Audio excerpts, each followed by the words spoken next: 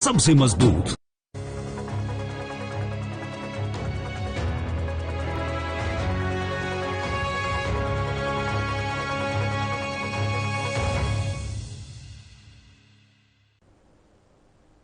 और अब खबर हिमाचल प्रदेश से है।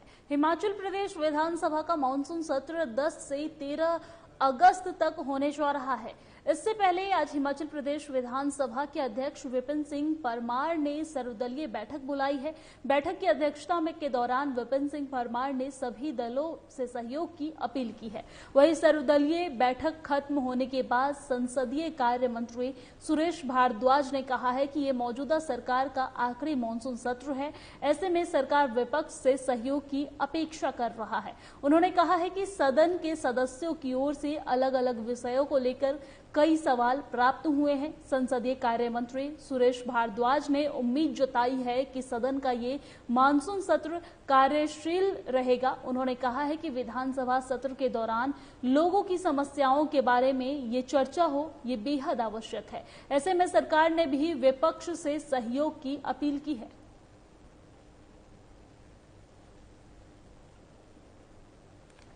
सभा का शायद अंतिम सत्र हो, इसलिए हम सब जो है सौहार्दपूर्ण वातावरण में इस सत्र में जो है वो हेल्दी डिस्कशन करें और उसके बाद सभी को चुनाव में जाना है। तो हम जो है वो प्रदेश की जो समस्याएं हैं उनका निदान कैसे हो सकता है, कोई सुझाव क्या हो सकते हैं, उन पर जो है वो अगर शांति पर ढंग से जो है वो हम विचार विमर्श करेंगे तो शायद ये हमारे लोकतंत्र के लिए और हिमाचल प्रदेश की विधानसभा की जो परंपरा है उसके अनुरूप होगा। तो सबने जो है वो अध्यक्ष जी को जो है आश्वासन दिया है कि हम लोकतांत्रिक परंपराओं का पालन करते हुए सदन को। और इसी बीच वक्त हो चला है एक बहुत छोटे से ब्रेक का, कहीं मत जाइएगा, फौरन लौटते कुछ और खबरों के साथ।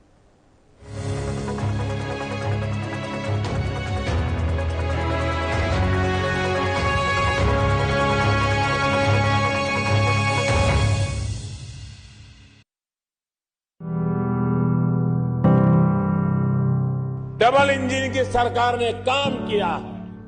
पहले खाना बनाने के लिए लकड़ी के इंतजाम में हमारी बहनों का बहुत समय बीत जाता था। आज घर घर गैस सिलेंडर पहुंचा है।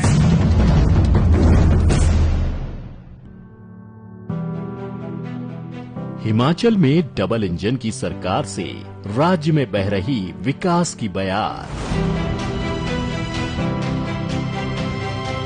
केंद्र और राज्य सरकारों के साझा प्रयासों से हिमाचल बना देश का पहला एलपीजी युक्त और धुआं मुक्त राज्य।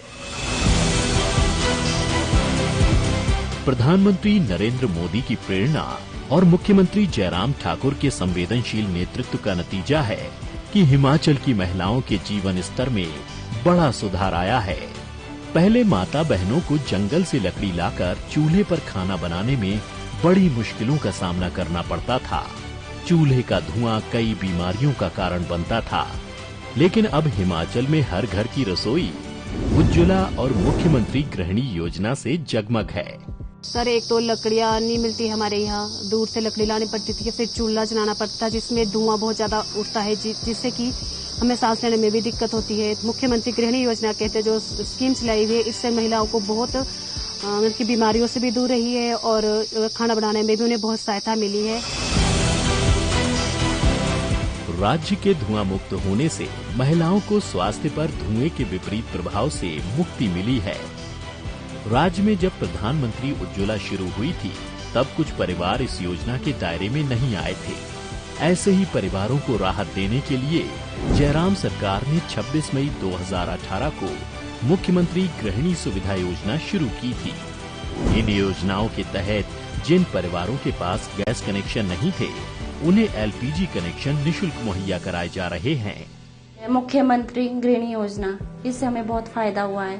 पहले जो है हम सर हीटर पे खाना बनाते थे तो उससे बिजली का बिल बहुत ज्यादा आता था। इससे हमारे जीवन में बहुत ज्यादा बदलाव आया है, जैसे कि हम आसानी से खाना बना सकते हैं। हम मुख्यमंत्री जी का बहुत बहुत धन्यवाद करते हैं जिन्होंने की महिलाओं के बारे में इतना कुछ सोचा। देवभूमि को धुआं मुक्त बनाने के लिए केंद्र और राज्य सरकार की ओर से 151 करोड़ रुपए से अधिक की धनराशि खर्च की गई है। इनमें केंद्र सरकार की ओर से उज्ज्वला योजना के तहत 28.15 करोड़ रुपए की लागत से हिमाचल में 1,38,000 निशुल्क घरेलू कनेक्शन दिए गए। वहीं राज्य सरकार ने करीब 129 करोड़ रुपए खर्च करके 3,32,000 परिवारों को निशुल्क गैस कनेक्शन मुहैया कराए हैं। सरकार ने वर्ष 2021-22 में ही 17,919 से अधिक घरेलू गैस कनेक्शन दिए हैं। इन दोनों योजनाओं के तहत राज्य में 4,70,000 परिवारों को निशुल्क रसोई गैस कनेक्शन जारी किए गए हैं। राज्य की ज्यादा से ज्यादा माताएं और बहनें इस सुविधा का लाभ उठाएं। इसके लिए ये दोनों योजनाएं 2022-23 में भी जारी रहेंगी।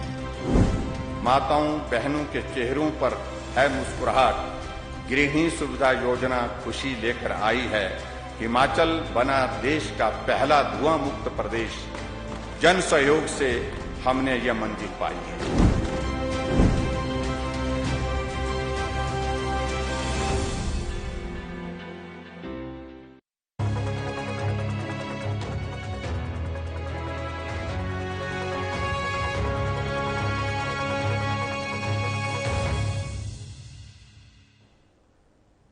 ब्रेक के बाद बहुत बहुत स्वागत है आपका। खबरों में आगे बढ़ते हैं। हिमाचल विधानसभा का मॉनसून सत्र 10 अगस्त यानी कल से शुरू हो रहा है। 4 दिनों के मॉनसून सत्र में सत्ता पक्ष और विपक्ष मौजूदा कार्यकाल में अंतिम बार आमने सामने होंगे, जिसको लेकर विधानसभा में तैयारियां पूरी कर ली है। मॉनसून सत्र को लेकर विधानसभा अध्यक्ष ने आज सर्वदलीय बैठक बुलाई है। बैठक में विपक्ष के नेता मुकेश अग्निहोत्री, CPIM के विधायक राकेश सिंघा और संसदीय कार्य मंत्री सुरेश भारद्वाज मौजूद रहे हैं। बैठक में विपक्षी दल से सदन को सुचारू रूप से चलाने का आग्रह किया गया है। वहीं विपक्ष के नेता मुकेश अग्निहोत्री के तेवर तलख नजर आए हैं। उन्होंने कहा है कि विपक्ष के पास मुद्दों की भरमार है। प्रदेश में हर वर्ग सरकार से दुखी है और विधानसभा के अंदर बाहर सरकार को घेरा जा रहा है। विपक्ष भी उनका समर्थन करेगा। साथ ही OPS अनुबंधन कर्मचारियों और करुणामूलक सहित जितने भी वर्ग हैं उसको कांग्रेस सरकार बनते ही राहत प्रदान करेगी। सरकार सत्र को छोटा कर चर्चा से भाग रही है। 5 साल में एक बार भी 35 बैठकें पूरी नहीं हुई है। बावजूद इसके विपक्ष जनहित से जुड़े मुद्दे सदन में उठाएगा।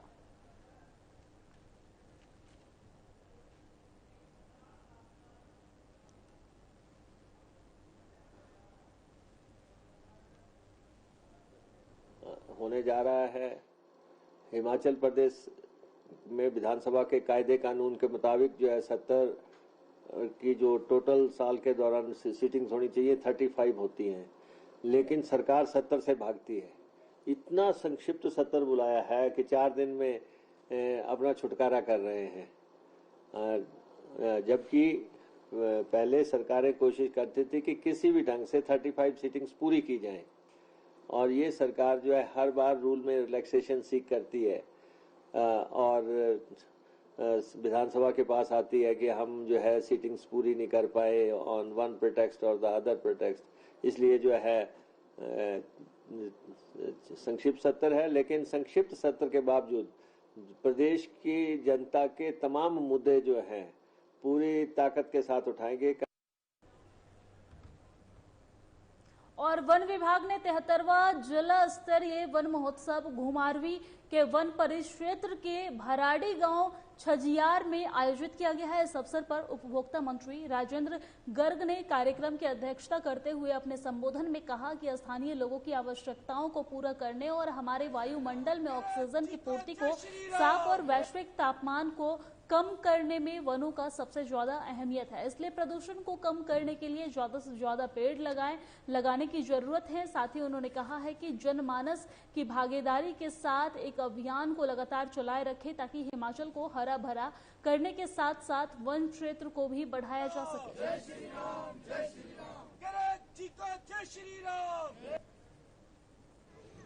आज यहाँ ग्राम छंजार के अंदर जिला स्तरीय वन महोत्सव का आयोजन किया गया, जिसमें यहाँ ग्रामीण लोगों ने बहुत बढ़ चढ़कर हिस्सा लिया और यहाँ पर हमारा जो लक्ष्य है पूरे जिले के अंदर वो 458 हेक्टेयर भूमि पर जो है नए पौधे लगाने का है और जिसमें हमारे विभाग जो है लगातार प्रयासरत है और इन पौधों के माध्यम से हमारे जंगल हरे भरे होंगे तो निश्चित रूप। और आजादी के 75वें वर्ष के उपलक्ष्य में एवीएन स्कूल नाहन ने तिरंगा यात्रा निकाली है। इस यात्रा में स्कूल के छात्रों ने पूरे जोश के साथ देश के प्रति प्रेम की भावना का परिचय दिया है।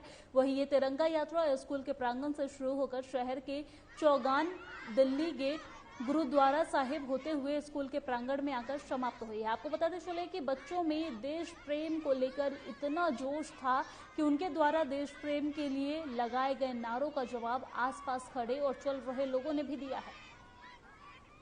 हमारे स्कूल के लिए बहुत बड़े सम्मान की बात की है और मेरे लिए भी और मेरे पूरे अध्यापक वर्ग के लिए बड़े सम्मान की बात है कि हमने आज जो भारत का 75वां अमृत महोत्सव मनाया जा रहा है इसकी एक तरह से शुरुआत की है और मैं बड़े गर्व के साथ कह सकता हूं कि हमारे बच्चों में इस दिवस के लिए एक उत्साह है, एक जोश है और वह शायद सभी लोगों को देखने को मिला है। मैं समझता हूं कि राष्ट्र प्रेम की एक ऐसी ज्वाला बच्चों के अंदर जलनी ही चाहिए और बच्चों के अंदर राष्ट्र प्रेम इस प्रकार से जागना चाहिए कि वो ये महसूस करें कि राष्ट्र से बड़ा कुछ भी नहीं है। और आजादी के 75 साल पूरा होने पर केंद्र सरकार जहां आजादी का अमृत महोत्सव मना रही है, केंद्र सरकार तिरंगा यात्रा के साथ ही विभिन्न प्रकार के आयोजन भी कर रही है। वहीं कांग्रेस भी देश भर में कार्यक्रम आयोजित कर रही है। इस दरमियान हिमाचल में कांग्रेस द्वारा गौरव पद यात्रा का आयोजन किया गया है। राजधानी शिमला में शहरी कांग्रेस द्वारा कांग्रेस कार्यालय तक पद यात्रा का आयोजन किया गया है, जिसमें कांग्रेस प्रदेश प्रभारी राजीव शुक्ला, सह प्रभारी संजय दत्त, हिमाचल प्रदेश अध्यक्ष प्रतिभा सिंह सहित अन्य लोग भी मौजूद रहे।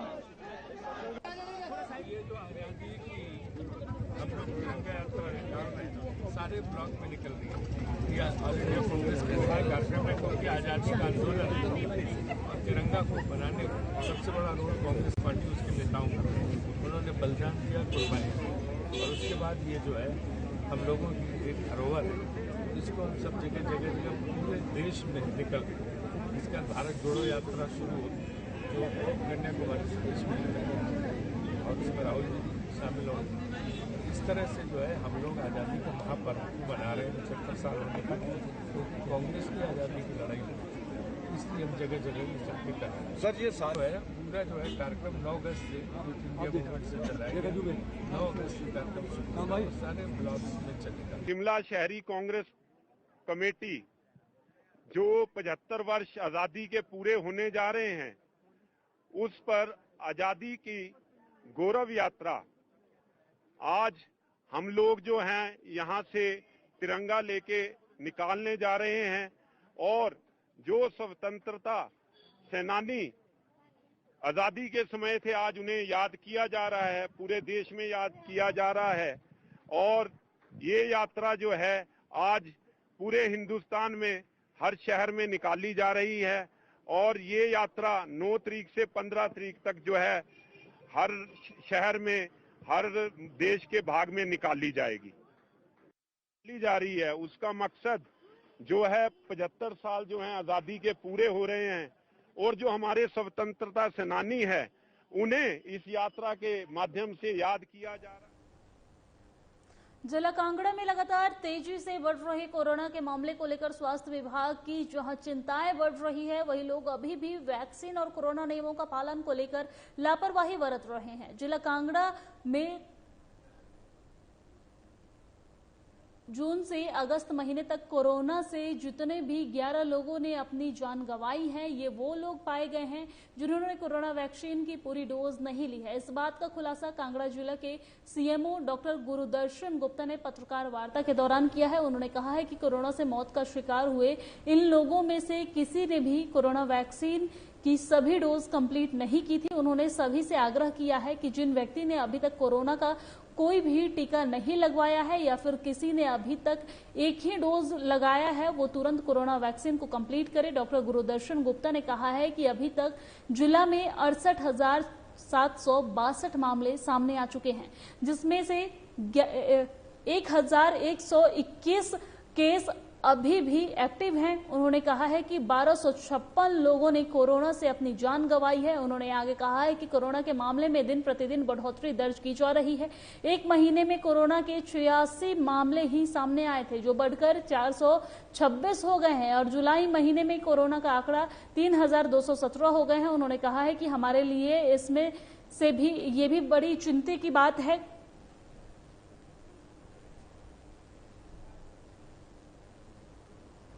में 68,672 केसेस न्यू केसेस रिपोर्ट हुए हैं। जो महत्वपूर्ण आंकड़ा है, कल शाम तक हमारे पास 1121 मतलब 1121 एक्टिव केसेस हैं और अनफॉर्चुनेटली 1256 रोगियों ने कोविड की वजह से अभी तक अपनी जान गंवाई है। अगस्त के पहले हफ्ते में पहली तारीख से लेकर 7 तारीख तक अभी तक जिला में 1150 के आसपास मामले नए रिपोर्ट हुए हैं। अगस्त के पहले 7 दिनों में ही 6 कोविड रिलेटेड डेथ्स जिला में। और मेरे साथ हिमाचल प्रदेश की खबरों में फिलहाल इतना ही। देश दुनिया की तमाम खबरों के लिए देखते रहिए साधना प्लस न्यूज। नमस्कार।